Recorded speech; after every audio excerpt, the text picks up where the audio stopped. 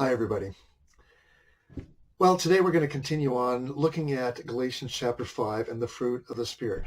Yesterday we talked, first of all, about verse 16, which says this, I say to you, let the Holy Spirit guide your lives.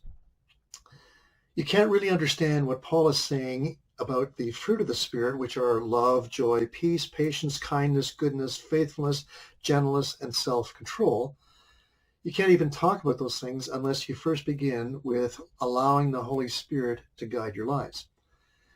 When Paul continues on in chapter 5, verses 19 and to 21, he's talking about the things that happen if you don't let the Holy Spirit guide your lives. He says, if you don't let the Holy Spirit guide your life, what will ultimately happen is you'll be guided by your own self, by your own nature. In fact, he says it's by your own sinful nature.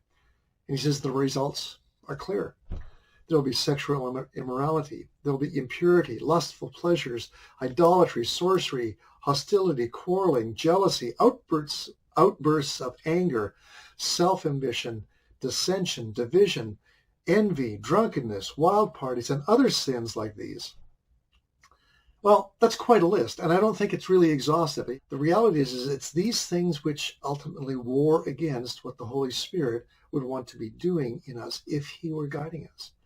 Because when the Holy Spirit guides us, he then leads us to these things which he begins in verse 22. He says, but the Holy Spirit produces this kind of fruit in us: love, joy, peace, patience, kindness, goodness, faithfulness, gentleness, and self-control.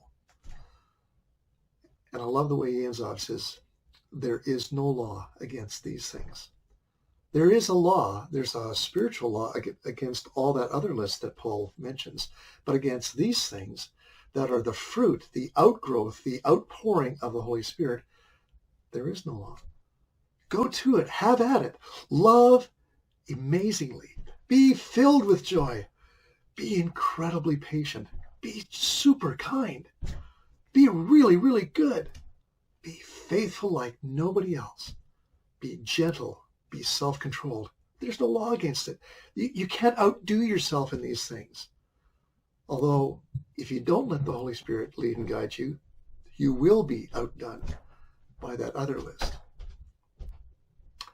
Let me encourage you today to continue to be those who follow the guidance of the Holy Spirit and result in overwhelming fruit of love, joy, patience, peace, kindness, goodness, faithfulness, gentleness, and self-control.